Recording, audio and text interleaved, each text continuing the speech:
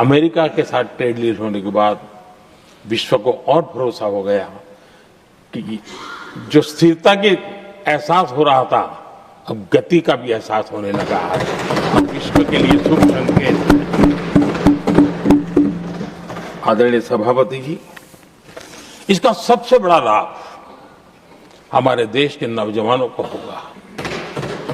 और जब मैं नौजवान कहता हूं तो उसमें मध्यम वर्ग का भी नौजवान होता है, शहर का नौजवान भी होता है, गांव का नौजवान भी होता है, बेटा भी होती है, बेटी भी होती है। और इसलिए उसे टुकड़ों में न देखा जाए। मेरे देश के युवा के सामर्थ्य का हमें गौरव करना चाहिए और उनके लिए पूरा विश्व बाजार अब खुल चुका है। अब उनके लिए अवसर ही अवसर है। और मैं उनको कहता हूं, आइए दोस्तों, मैं आपके साथ कंधे से कंधा मिला करके खड़ा हूं। हिम्मत कीजिए, बढ़िए। देश आपके साथ खड़ा है और दुनिया आपका स्वागत करने के लिए इंतजार कर रही है।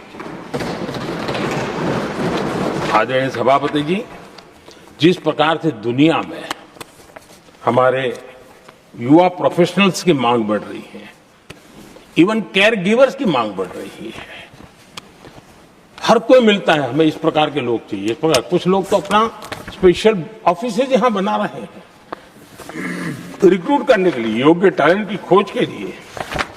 इसका मतलब हुआ कि भारत के प्रोफेशनल्स के लिए भी विश्व में बहुत बड़े अवसर बन रहे हैं। आदरणीय सभापति जी, ये संसद का उच्च सदन, ये एक प्रकार से राज्यों का प्रतिनिधित्व करता है। और जो चर्चा की बारीकियां मैंने देखी, मेरा मन कहता है कि थोड़ा स्तर इसका ऊपर होना चाहिए था। और वहां से तो ज्यादा होना चाहिए। वो तो कितने साल तक सरकारों में रहे हैं, वहां से जरा चर्चा का स्तर ऊंचा होना चाहिए था। लेकिन उन्होंने ये मौका भी गंवा दिया। देश उन पर कैसे भरोसा कर सकता है। आदरणीय सभापति जी,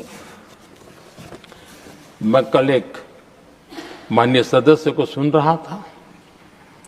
यूं तो वो अपने आप को राजा कहलाने में बहुत गर्व करते हैं, लेकिन वे आर्थिक असमानता की चर्चा कर रहे थे।